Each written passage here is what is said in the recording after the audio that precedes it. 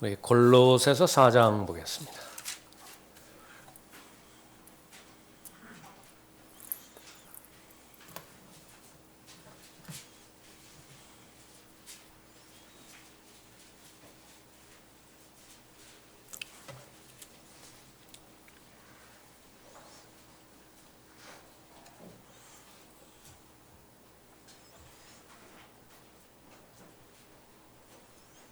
삼절 보시면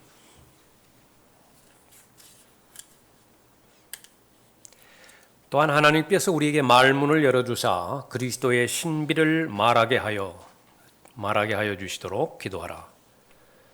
이로 인하여 내가 메인 바 되었나니 이는 내가 마땅히 해야 할 말을 하여 신비를 나타내려 함이라.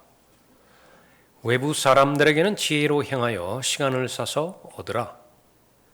너희의 말이 항상 은혜와 더불어 있게 하고 소금으로 맛을 내듯 하라.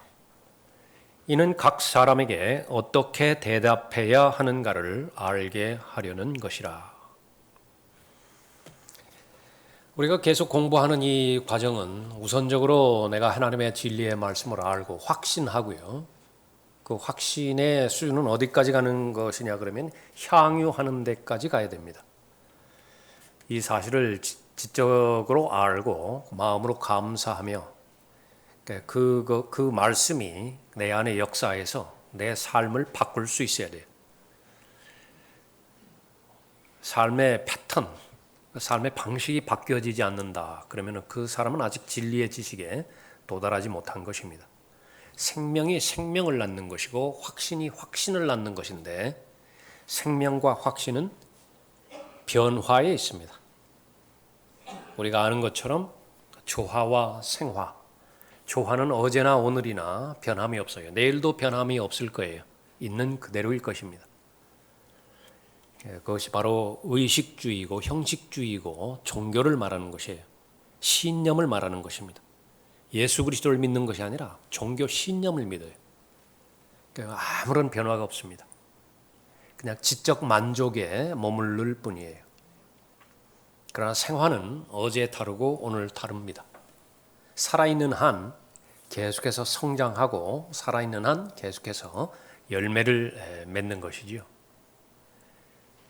그것이 이제 바로 나에게 하나님의 말씀이 진리가 되어지는 것인가라고 하는 부분이고요. 그것이 이제 성숙과 성장을 향해서 한 단계 한 단계 하나님께서 높여주실 텐데 하나님의 진리의 말씀의 원칙과 원리 가운데 하나는 내가 성장하는 것은요.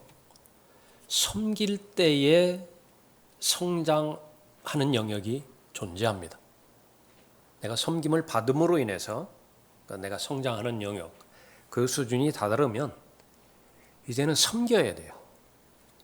다시 말하면 하나님의 말씀을 계속해서 듣고 또 묵상하고 공부하고 읽고 그렇게 함으로 인해서 성장하는 영역이 있는가 하면 이제는 전달해주고 답변해주고 가르치고 권면해주고 도전해주는 영역을 통해서 성장하는 것입니다.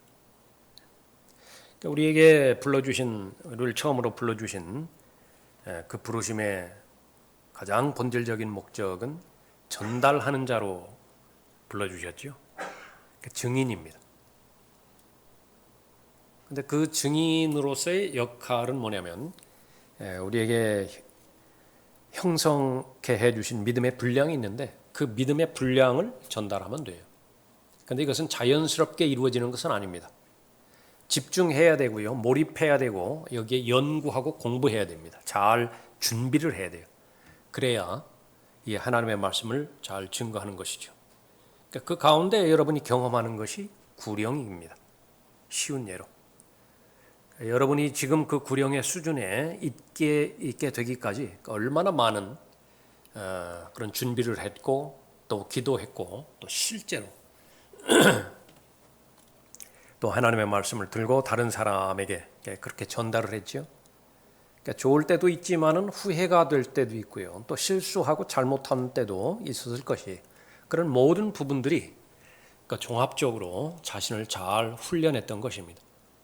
그래서 시간이 가면 갈수록 틀림없는 사실은 퇴보하지는 않아요. 더 잘 전할 거예요. 더 효율적이고 더 효과적인 구령자가 될 것입니다. 마찬가지로 그것이 바로 동심원이라고 한다면, 초점, 원의 중심이라고 한다면 점점 믿음의 분량이 늘어남에 따라서 그 원은 커져가겠죠. 그 가운데서 이제 하나님의 말씀을 어떻게 다른 사람에게 전달할 수 있는 것이냐. 그러니까 우선적으로 나에게 진리가 되어야 됩니다. 그래서 나에게 익숙해져야 돼요. 그래서 그 하나님의 말씀이 나에게 자유로워져야 됩니다. 내가 코끼리에 대해서 너무 분명하게 잘 알 수 있다라고 한다면요, 코끼리의 그 코를 통해서도 코끼리를 설명할 수 있고, 코끼리의 꼬리를 처음으로 시작해서 또 출발할 수도 있습니다. 코끼리의 식성을 통해서도 잘 설명할 수 있고요, 또 코끼리의 성격, 성질을 통해서도 잘 설명할 수 있습니다. 그 두 가지가 분명하게 우리가 확인이 돼야 되는 것입니다. 이 하나님의 말씀이 나에게 진리가 되는 것인가? 그러면 이 진리는 나에게 기쁨을, 또 감격을, 감사를 주는 것인데, 그것이 내 마음 가운데 이루어져 있는 것인가? 두 번째로는 그 사랑을 왜 내가 먼저 경험하게 되었는 것인가? 하나님의 말씀에 따르면 빚진 자예요. 빚진 자라고. 그 다른 사람에게 전달을 하라는 것입니다. 예수님께서 12사람을 선택한 것은 목적이 무엇이냐 그러면 땅 끝에 있다고.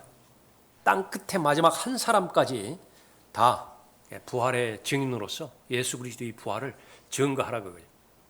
근데 먼저 불러주셨을 뿐인데 거기는 이유가 없어요. 그것이 바로 하나님께서 불러주신 그 사명이지요. 그 사랑의 빚진 자입니다. 이것을 잘 전달을 해야 되는 그런 확신 가운데 있는 거죠.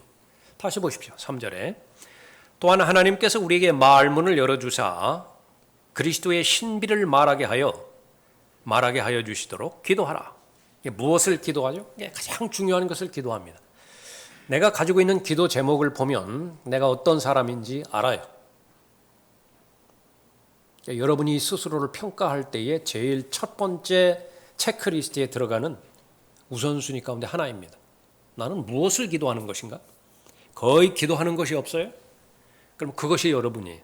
또 하나님과 관련돼서는요, 거의 없어요. 그냥 관심 있는 것도 없고 열정도 없고 이루고자 하는 소망도 없습니다. 그러나 명백하게 내가 하나님의 말씀으로 인해서 내가 변화되어야 되는 영역이 있고 또 추구해야 되는 그런 영역이 있고 하나님의 말씀으로 인해서 내 시간 안배를 또 믿음의 분량에 따라서 잘 안배하고 있다. 그러면 여러분이 실제 여러분이 그것이 기도. 여기서 성경적 기도는 무엇인가? 그러면 바로 이 불러주신 사명, 특히 이 마지막 날들에 인자가 올 때 세상에서 믿음을 보겠느냐 말씀하셨 그 부분에서 살펴볼 때에 우리가 성경을 알고 알려준 그런 지식을 하나님의 말씀을 다른 사람에게도 잘 전달해 줘야 된다라고 하는 마음의 열망, 그러니까 계기가 되어지고 또 여건이 주어진다고 한다면 거기에 내가 쓰임을 받고 싶다. 그렇게 열망을 한다고 한다면 그것은 바로 영적인 일로서 기도 제목에 올라가 있겠죠.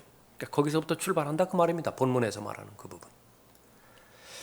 기도하라. 이로 인하여 내가 메인 바 되었나니 이는 내가 마땅히 해야 할 말을 하여 신비를 나타내려 함이라. 초신자 때는 우리 자백 기도할 때요, 하지 말아야 될 것을 행함으로 인해서 자백 기도하죠. 그것이 거의 대부분을 차지합니다. 하지 말았어야 됐다고요. 그 일을, 그 죄를 저지르지 말았어야 됐다고요. 그런데 한 단계 더 올라가면은요, 이제 믿음의 분량이 더 성숙해지면 해야 하는데 그 일을 안 했어요. 자백하는가? 자, 우리는 해야 할 일들이 있습니다. 어떤 사람은 하루에 8시간 일해야 되는 사람이 있고요. 어떤 사람은 하루에 12시간 일해야 되는 사람도 있습니다. 그러니까 남은 시간은 내가 통제할 수 있습니다. 내가 계획 세울 수 있어요. 그 남은 시간을 할애하는 데 있어서 내가 무슨 인터넷 매체라든지 뭐 다른 뭐 TV라든지 뭐 다른 책이라든지 여기에 시간을 쏟아붓는 시간하고 하나님의 말씀과 또 성경에 시간을 드리는 시간하고 비교해 봤을 때 그러니까 비교할 수 없을 정도로 성경을 보고 또 성경을 공부하는 시간에 인색했다. 어떻게 해야 되죠? 그건 자백해야 될 죄예요. 근데 내가 나쁜 짓 한 것이 아니에요. 뭐 죄 지은 것이 아니라고. 예. 본문에서 말하는 것. 누가 그러면은 이 하나님의 말씀을 가지고 하나님의 그 진리의 말씀을 다른 사람에게 이렇게 잘 전달해주고 가르쳐줄 의향이 있는 사람인가? 나의 일이다라고 확신하는 사람이에요. 이 부분에 대해서 명백하게 마음이 돼 있지 않다고 한다면 그것은 그냥 또 하나의 한번 해봄직한 툭 던져보는 그런 그 시도일 뿐입니다. 이것이 영적인 일이 영적인 영역이었다고 볼 때에 그건 열매가 없어요. 분명하게 확신이 있어야 됩니다. 내가 마땅히 해야 될 일이냐? 복음을 증거하고 또 그 복음을 통해서 구원받은 그 사람이 또 교회에 또 새신자가 왔을 때에 그 사람에게 하나님의 말씀으로 내가 잘 전달해 주는 그 역할을 내가 바로 내가 해야 될 일인가? 그 확신이 되었다라고 한다면 이제 하는 거예요. 그 성경에서는 바로 모든 그리스도인이 그러한 일을 해야 된다라고 말합니다. 거룩한 의무예요. 반드시 의무라고요. 우리가 처음에 성경 교사 과정 이렇게 공부할 때 우리가 기도하자고 그랬죠. 1년에 한 명. 2명이 아니에요. 1년에 한 명. 내가 많이 구령하잖아요. 그 가운데서 한 명을 내가 하나님의 말씀으로 내가 좀 가르치겠다. 교회를 통해서. 그렇게 된다면 이 본문 말씀은 여러분이 주장해야 될 약속의 말씀입니다. 4절에 5절에 외부 사람들에게는 지혜로 행하여 시간을 사서 얻으라. 외부 사람들, 이제 구원받지 못한 사람들을 주로 말하겠죠. 그 사람을 볼 때에 예수 그리스도의 관점에서 바라볼 때에 가장 그 관계가 건강합니다. 혼의 관점에서 바라보는 거예요. 장사로 만났고 사업으로 만났고 또 동창으로 그렇게 만난 모든 관계이지만은요. 초점은 무엇이냐 그러면 예수 그리스도의 생명을 나누어 줄 사람이라고. 그러니까 그것이 목적이 되어서 내가 그 사람에게 호의를 베풀고요. 가능하면 그 사람과 화평을 유지할 수 있고요. 그러니까 그런 그 부분을 한다. 그러나 놓쳐서는 안 되는 것이 그러한 모든 좋은 마음으로 또 좋은 편의를 제공한 것은 궁극적으로 하나님의 말씀을 전해서 구원에 이루고자 하게 하는 것이죠. 그 사람도 하나님의 말씀으로 잘 준비돼서 같은 동역자가 되었으면 더 말할 나위도 없이 좋은 거예요. 그러니까 그 목적으로 사람들에게 관점을 보는 것입니다. 가능하다고 한다면 외부 사람들에게 만나서 이제 다음번에 이제 주제를 우리가 다뤄야 될 그런 부분이지만은요. 어느 여건이 최소한의 여건만 구비가 되었다라고 한다면 제일 먼저 예수 그리스도를 시인하는 것이 성령 하나님께서 인도해 주시는 가장 확실한 방법이에요. 그 사람에게 예수 그리스도를 시인한다. 이것은 자연스럽게 이루어지는 것입니다. 내가 그리스도인이 되었다라고 하는 부분, 나는 그리스도인이라고 하는 사실을 상대방에게 알리는 것으로부터 시작되어지죠. 그러면 그 관계가 2번 만나고 3번 만나고 지속적으로 여러 번 만나는 그런 관계도 있을 거 아니겠어요? 그러면은 탈이 없어요. 그런데 그 말을 언젠가는 하기는 해야 되는데 계속 안 한다. 위태위태해요. 그건 현명한 방법이 아닙니다. 그래서 다른 사람과의 그 관계 가운데서도 만날 때 바로 나는 진리의 사람인데 나는 어디를 가나 누구를 만나든지 그리스도인인데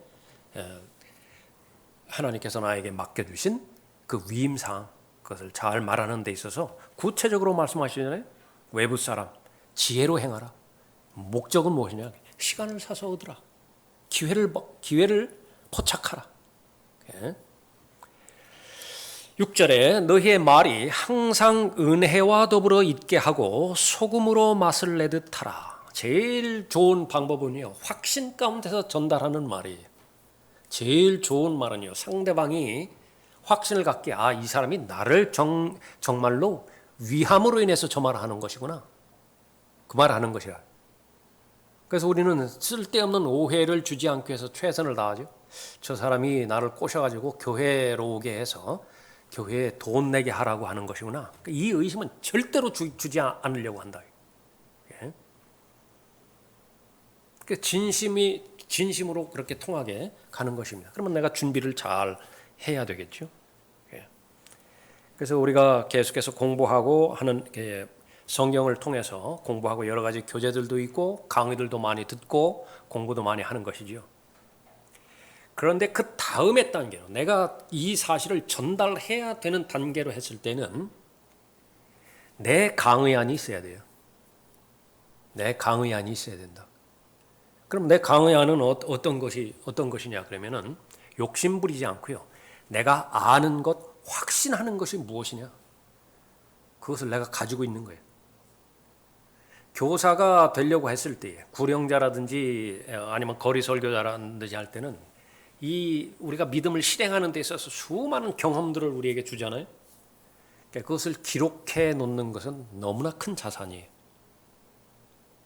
임상실험이라고 말씀드렸죠. 의사에 있어서의 핵심은 임상실험이에요. 왜 대학병원, 큰 병원을 가려고 하는 거예요? 거기 임상실험 결과가 많아요. 그것을 다룰 수 있는 사람들도 많고, 그래서 거기에 그렇게 가려고 하는 것입니다. 여러분들도 탁월한 구령자가 되어지고 또 탁월한 거리 설교자뿐만 아니라 이제 성경 교사로서 다른 사람들에게 잘 전달해 줄 때에 내 기록을 그렇게 가지고 있어야 되죠.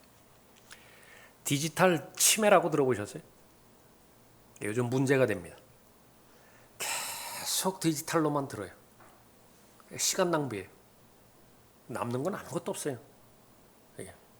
그래서 누가 있어요? 스티브 잡스가 그렇게 얘기하는 것으로 기록하고 있는 자기 자녀들에 대해서 검색하지 않고 사색하게 하는 것이 자녀들에 대한 교육 방침이었다. 아주 탁월한 거예요. 검색이 망쳐는 없습니다. 예.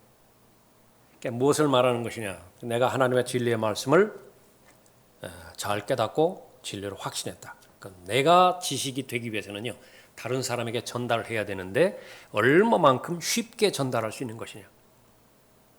얼마만큼 가장 쉽게 전달할 수 있는 방법이 있죠. 사람들이 발견한 것이 논리적으로 말하는 거예요. 그것보다 쉬운 방법이 없어요. 그럼 어떻게 논리적으로 잘 말할 수 있는 것이냐? 그 배경은 내가 이미 아는 사실, 내가 확신한 사실, 그러니까 그것만 잘 준비해서 하면 되어지는 것입니다. 6절, 너희의 말이 항상 은혜와 더불어 있게 하고 소금으로 맛을 내듯 하라. 이는 각 사람에게 어떻게 대답해야 하는가를 알게 하려는 것이라 그랬습니다. 알게 하려는 것이라. 베드로전서 3장도 보십시오. 베드로전서 3장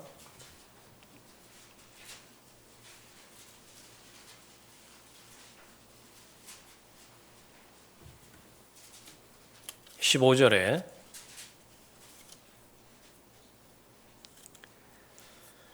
그러나 너희 마음속에서 주 하나님을 거룩하게 여기며 너희 안에 있는 소망에 관한 이유를 묻는 모든 사람에게 답변할 것을 온유와 두려움으로 항상 예비하고 선한 양심을 가지라. 어떻게 성공적인 구령자로서 하나님으로부터 끝까지 쓰임을 받을 것이냐? 그게 답이에요. 잠깐 하다가 마는 것이 아니라, 마찬가지로 거리 설교자면 거리 설교자, 성경 교사면 성경 교사로서 어떻게 지속적으로 쓰임을 받을 수 있는 것이냐? 그것은 마음에 달려 있습니다. 마음의 열정과 소망이에요. 그 핵심은 나도 쓰임 받고 싶다. 나도 하나님의 일꾼으로 쓰임 받고 싶다. 그러나 너희 마음 속에서 주 하나님을 거룩하게 여기며, 여기 마음이라고 하는 말이 아주 중요하게 강조돼서 언급하고 있는 것인데, 이것은 예수 그리스도의 재림을 기다리는데도 마찬가지예요. 마음속에 바로 예수 그리스도를 대표하는 새벽별, 그것이 떠오르기까지 마음에 간직하는 것이 핵심이듯이 우리가 모든 부분에 있어서도 마음에서 원하느냐, 그것이. 그러니까 그렇다고 한다면 마음속에서 주 하나님을 거룩하게 여기며 너희 안에 있는 소망에 관한 이유를 묻는 모든 사람에게, 다른 사람이 나한테 질문할 수 있어요. 나 그리스도인이라고 알고 있는데 어떻게 해서 예수님 믿게 됐습니까? 왜 교회는 나가는 거지요? 그러면 내가 답변할 준비가 되어 있다. 상대방이 나에게 그런 질문을 그렇게 할 수도 있고요. 그 말은 그렇게 하지만 마음속에 궁금한 마음을 가질 수도 있어요. 내가 먼저 알아차리고 먼저 다가갈 수도 있겠죠. 그러니까 다 해당되는 것입니다. 여기도 마찬가지죠. 준비가 잘 돼야 돼요. 답변할 것을 예비해야 되는데 그냥 마냥 시간만 지난다고 해서 된 것이 아니라, 교회만 계속해서 다닌다고 해서 되는 것이 아니라 어느 부분에 있어서는 집중해야 된다. 몰입을 해야 돼요. 이건 어려운 것이 아니에요. 마음의 자세가 달려있다. 태양으로부터 오는 빛, 이건 거의 무한대와 관련됐다. 에너지량으로 보면. 그러나 가만히 내버려 두면 종이 한 장 태우지 못해요. 그 돋보기로 초점을 확 맞춰줘야 된다. 그 빛을 모아야 돼요. 한 점에. 그러면 연기가 모락모락 나면서 태워지지요. 그 집중이에요. 그것이 바로 하나님의 말씀을 전달하는 데 있어서도 마찬가지입니다. 온유와 두려움으로 항상 예비하고 선한 양심을 가지라. 그리스도인이 준비되어 있어야 되는 것. Ready. I am ready. 세 가지 있다고 그랬죠. 그러니까 그 가운데 하나가 언제든지 복음을 증거할 준비가 되어 있어야 돼요. 복음이라고 하는 것은 고린도전서 3장 4절에 있는 내용이지요. 복음이라고 하는 것은 바로 주 예수 그리스도를 믿으라. 그래야면 너와 내 집안이 구원을 받으리라. 그 메시지이죠. 맞아요. 그런데 그것은 인격이 전달되어지는 것이죠.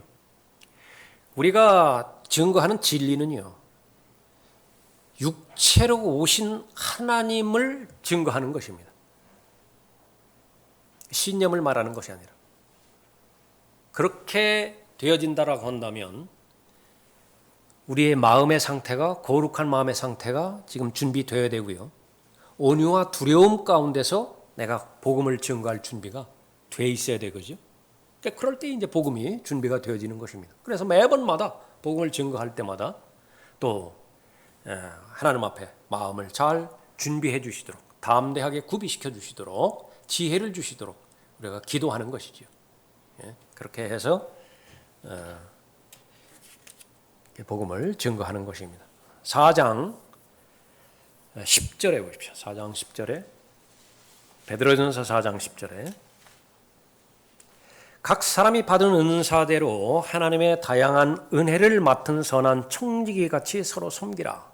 이 섬김은요, 거의 대부분 말로 섬기는 섬김이에요. 그리스도인이 섬기는 섬김은. 그런데 그리스도인이 되었을 때에 최소한 한 가지 이상의 은사를 주셨는데 그 최소한 한 가지 은사 가운데 그 하나는 무엇이냐? 그것은 바로 우리가 지금까지 살펴본 것처럼 다른 사람에게 전달해 줄 수 있는 은사예요. 증인입니다. 어떤 사람은 복음을 증거할 수 있는 믿음의 분량이 있어요. 귀한 것이에요. 어떤 사람은 계속해서 거리에서 설교할 수 있는 그런 역량이 되기도 하고요. 어떤 사람은 이 강단에서 또 성경을 가르칠 수 있는 역량이 되기도 하죠. 계속해서 우리가 살펴봤던 것처럼 초대교회의 교회, 그것은 다 가정이었죠. 가정이었습니다. 언제 공부했는지 모르지만은.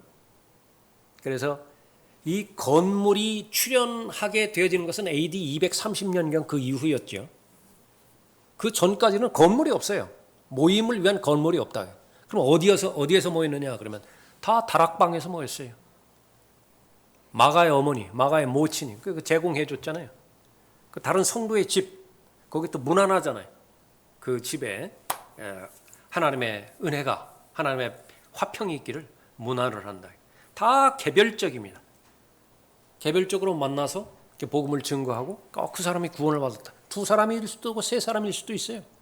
그러면 그 모임을 통해서 또 하나님 앞에 경배도 하고 말씀으로 교제도 하고 그러다가 이제 바울과 같이 이렇게 순회 설교자들이 있죠. 순회 설교자들 오면은 그때 또 준비된 그런 그 모임을 통해서 하나님의 말씀 집중해서 배우기도 하고 듣기도 하고 그렇게 하는 것이죠. 이게 섬김이라. 11절에 만일 누가 말하려거든 하나님의 말씀처럼 말하고 또 누가 섬기려거든 하나님께서 공급하시는 능력으로 하는 것처럼 하라. 이는 모든 일에 예수 그리스도로 말미암아 하나님께서 영광을 받으시게 하려 함이니 그분께 찬양과 권세가 영원 무궁토록 있느니라. 아멘.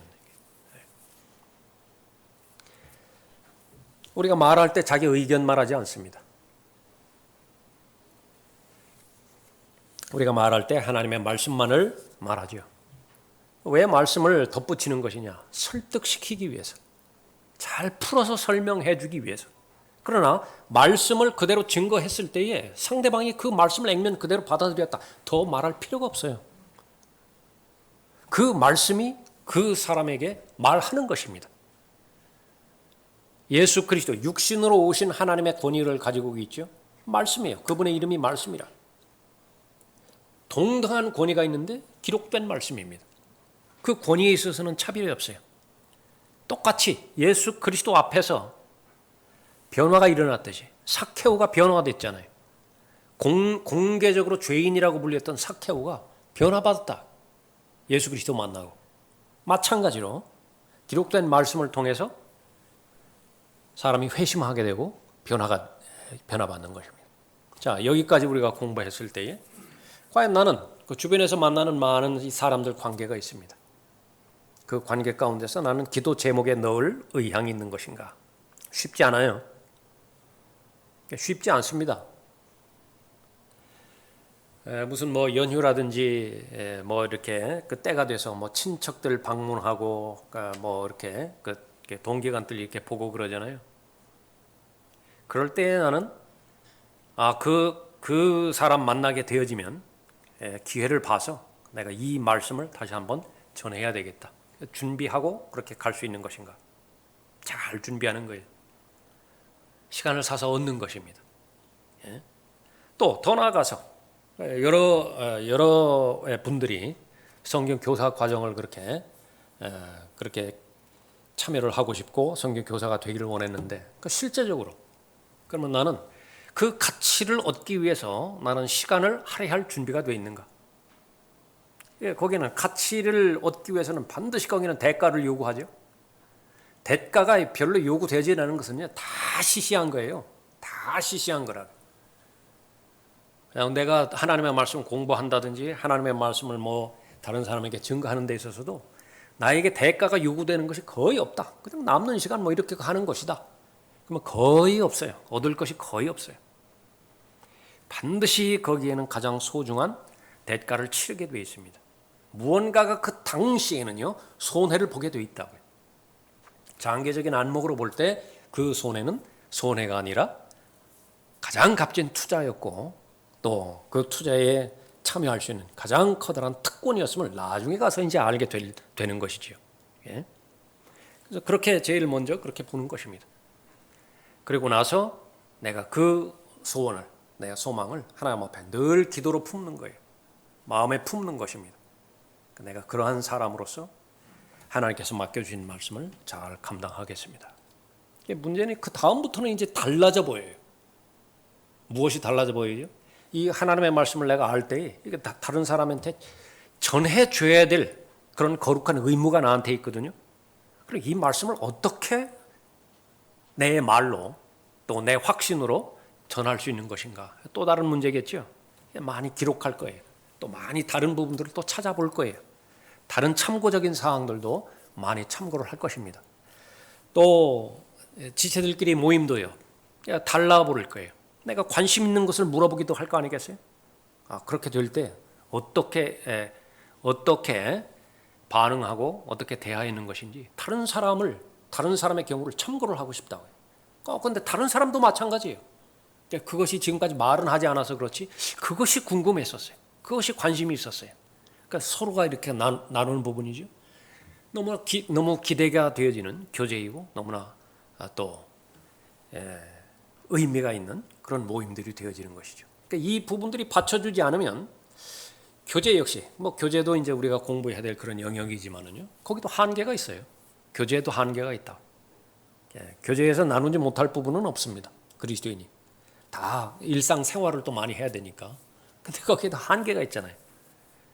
궁극적으로 우리가 이렇게 모인 것이냐? 우리가 왜 예수 그리스도 이름으로 계속해서 주기적으로 정기적으로 모여야 되는 것이냐? 그러니까 그 부분을 우리가 잘 알고 있기 때문에 그렇습니다. 한 가지만 더 살펴볼까요? 요한복음 9장 보십시오.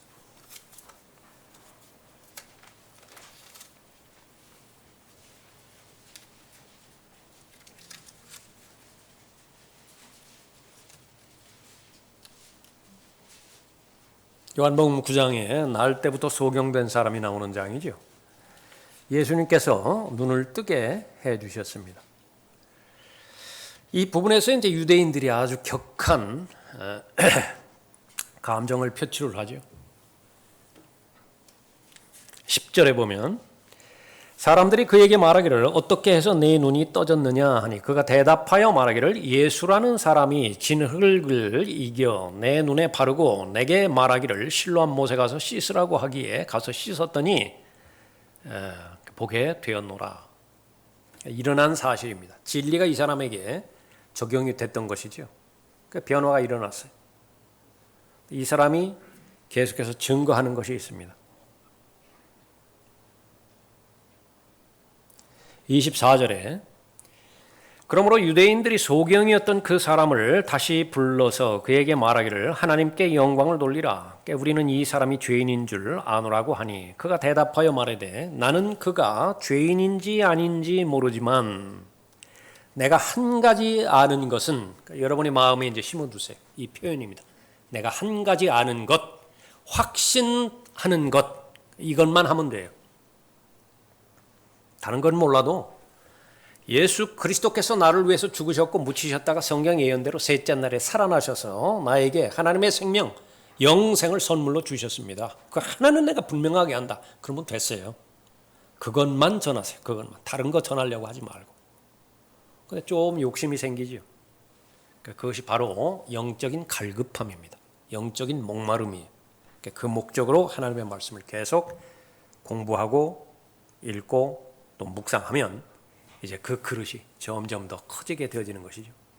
30배, 그 다음 60배, 그 다음 100배 계속해서 예수 그리스도를 더 잘 배우게 되고 또 더 잘 알게 되는 것이죠. 그러면은 잘 몰랐을 때는 다른 사람에게 소개하는 데 있어서 한계가 있다고요. 다른 사람한테 소개하는 데 한계가 있어요. 근데 그 사람을 더욱더 잘 알거든요. 더 친밀해지고 그러니까 내가 우선적으로 알면 알수록 내가 감동이 돼요. 처음에는 그런 사람인 줄 몰랐어요. 그런데 그렇게 속이 깊고 그렇게 많이 배우고 그렇게 또 능력이 있음에도 불구하고 겸손하고 너무 만나면 만날수록 내 마음이 좋고 감동이 되어진다. 더 말하고 싶어요. 다른 사람에 가서 그 사람 그런 사람 아니라고. 실제로는 이런 사람이라고. 그러니까 예수 그리스도에 대해서 그렇게 시작하는 것입니다. 요한복음 9장에서 이 눈을 뜬 소경 다시 보죠. 25절에 나는 그가 죄인인지 아닌지 모르지만 내가 한 가지 아는 것은 내가 전에는 소경이었다가 지금은 본다는 것이라. 그러니까 이런 그 부분으로 우리가 그 자세를 잘 준비하면 이제 우리의 기도에 하나님께서 응답해 주셔서 그러니까 여러분을 그렇게 귀하게 잘 쓰시는 것입니다. 자, 그렇게 하시고요. 우리 계속 기도에 관련돼서 우리가 공부했었죠. 다시 요한복음 15장 다시 보겠습니다. 기도와 말씀 왜 그렇게 우리가 가장 기초가 되어지는 원리가 되어지는 것이냐. 또 하나님께서 우리에게 원하는 것은 우리가 경건해지기를 바라십니다. 우리가 거룩해지기를 바라요. 경건하다, 거룩하다라고 하는 것은요, 우리가 감당하기 벅찬 그런 그 말인데 하나님처럼 되는 것이에요. Godliness, God 하나님이라고 해요. 하나님. 하나님처럼 되어지는 것이 경건이라고 해요. 경건. 내가 거룩하니 너희도 거룩하라. 그래서 출애굽기 25장에서 출애굽기 25장은 이제 그 25장부터 이제 성막이 시작되어지는 장이죠. 목적이 무엇이냐? 거기 보면 모세를 하나님께서 부르셔서 계속해서 말씀하시는 것이 내가 1인칭이에요. 하나님이 너와 2인칭입니다. 만나고 교제하고 만나고 교제하고 그 목적이에요. 계속 만날 것이다. 교제할 것이다. 만날 것이다. 교제할 것이다. 예. 그러면 하나님의 형상으로 피조된 피조물 가운데서 그보다 더 큰 영광이 없습니다. 하나님을 만난다라고 하는 것, 하나님과 교제한다라고 하는 것보다 더 큰 영광이 없는데 우리가 반복해서 많이 살펴봤던 요한일서 1장 3절 이후의 구절을 아주 반복적으로 살펴봤었죠. 여러분들이 이제 마음에 아주 자리 잡으셨을 거예요.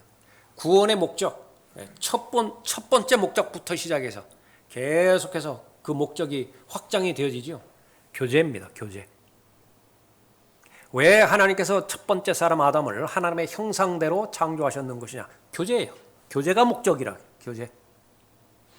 그런데 죄가 들어옴으로 해서 그 교제가 단절돼 버렸거든요. 깨져 버렸죠. 하나님의 형상을 잃어버렸죠. 그럼 구원의 목적은 무엇이냐 그러면 죄 짓기 이전의 상태로 복구하시는 것인데 회복하시는 것인데 그것이 바로 거룩함에 동참하는 것이에요. 하나님의 거룩함에 동의하고 함께 걸어가는 것이죠. 하나님은 경건하신 분이신데 경건함에 이르게 하는 것입니다. 그래서 하나님께서 조치하시는 부분들 첫 번째로 바로 그리스도 안에 있는 새로운 피조물로 두 번째 창조해 주셨고요. 재창조를 해 주셨고 그렇게 해서 그 새로운 피조물이 계속해서 하나님과 교제할 수 있도록 훈련의 장을 마련해 놓으셨죠. 경건에 이르는 훈련 그것이 하나의 과정입니다. 한 번에 이루어지는 것이 있고 성경에 보면 완성되는 것이 있어요. 한 번에 단 한 번으로. 그러나 계속해서 반복함으로 인해서 구원을 이루어 나가는 과정도 있고 내가 거듭나는 것, 양자되는 것, 또 영적으로 할례를 받는 것 이건 단 한 번에 일어나요. 예수 그리스도를 영접함으로 인해서 한 번에 영원히 해결되는 부분이라. 그러나 그 이후에 거의 대부분은 무엇이냐 그러면 계속해서 어린 아이로서 성장해 가는 과정이죠. 어린 아이들, 베이비가 있고요. 또 하나님의 자녀들이 있습니다. 청년들의 단계가 있고요. 그 다음에 또 아비들의 단계가 있죠. 그 나이 많은 그런 단계가 있고요. 계속해서 그런 과정을 통해서 반복되어지는 지속적인 과정을 통해서 성장해 나가는 것입니다. 그것이 바로 교제의 목적이고 교제의 핵심인 것인데 어떻게 하면 경건함에 이를 수 있는 것이냐? 어떻게 하면 하나님의 거룩하심에 동참해서 내가 거룩하니 너희도 거룩하라라고 하는 말씀이 나에게 실제가 될 수 있는 것이냐? 말씀과 기도예요. 그 두 가지 방편을 주셨다. 말씀을 통해서 거룩하신 하나님이 어떤 분이신지를 나에게 계시해 주셨고 그것이 나의 것이 되어야 된다고. 이미 빛은 놓여 있어요. 근데 그 빛의 혜택을 받기 위해서는 내가 걸어 나가야 돼요. 걸어 나가야 된다. 이것이 교제입니다. person to person. 하나님께서 인격으로 나에게 다가오셨다면 나도 인격으로 대하기를 바라는 것입니다. 하나님께서 나에게 약속의 말씀을 주셨죠. 그 약속은 절대로 변하지 않아요. 그래서 신실하신 하나님이라고 하는 그 부분입니다. 신실하신 분이세요. 그런데 그 하나님이 나에게도 하나님이 되기 위해서는 나에게 신실함이 발견이 돼야 돼요. 그것을 믿음이라고 합니다. 그러니까 하나님께서 나에게 계시의 말씀을 주셨을 때 내가 믿음으로 반응하기만 하면 돼요. 그러면 이제 하나님의 말씀 안에 있게 되어지는 거죠. 그래서 그 기도라고 하는 것은 바로 하나님의 교제 가운데 머무르게 되어지는 하나의 방편인데 교제의 목적이 무엇이냐? 하나님의 뜻을 알고 하나님과 동행하는 것이 목적이라고 한다면 기도의 목적도 다르지 않아요. 기도의 목적은 무엇이냐면 하나님의 뜻을 아는 거예요. 기도를 가장 모본이 되셨던 분은 누구신가? 예수 그리스도이지요.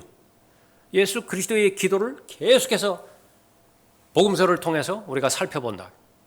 새벽에도 기도하셨고 밤새워 기도하신 적도 있고 중요한 일이 있기 전에 또 기도하셨고 12 그 제자 선택하기 전에 기도하셨고 다 겟세마네에서도 기도하셨고 다 기도하셨지 않습니까?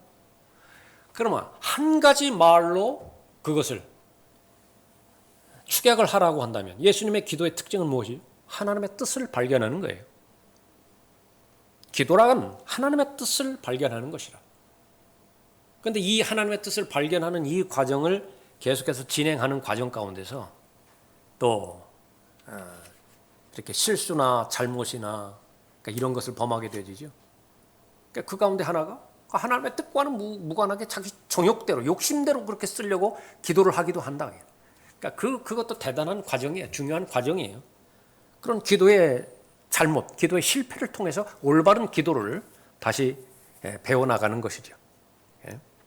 예수님은 얼마든지 자신의 뜻을 자신이 중심이 돼서 하나님 앞에 간구를 했습니다.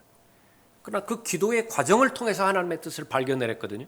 그럼 기도의 방향이 바뀌어지는 거예요. 모두가 다 기도예요. 그건 실패한 기도가 아니에요. 자신의 뜻대로 응답받지 못했다고 해서 그것은 하나님께서 응답해 주시지 않았다. 그건 잘 모르는 사람들이 하는 기도예요. 내가 하나님의 뜻 가운데 머물러서 하나님의 뜻을 발견하고자 하는 그런 마음의 동기에서 하나님 앞에 간구를 했다. 그러면 구하는 거, 그 기도는 정상적인 기도이고 성경적인 기도입니다. 다만 준비는 무엇이냐? 기도에도 믿음이 필요해요. 기도를 해봤는데 하나님께서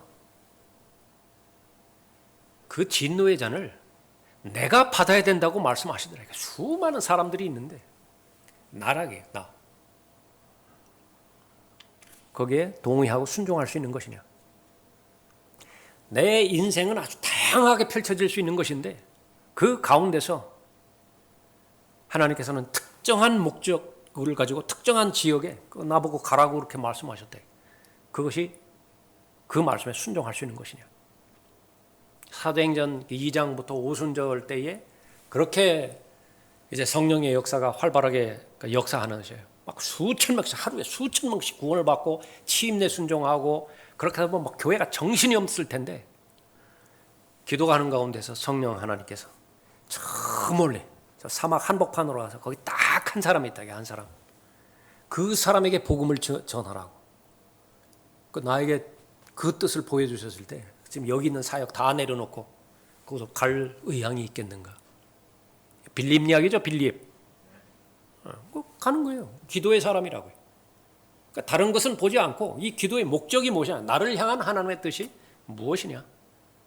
그러니까 그것에 달려있는 것이죠. 요한복음 15장 펼쳐졌어요? 다음 시간에 보겠습니다. 다음 시간에 오늘은 여기까지 하겠습니다.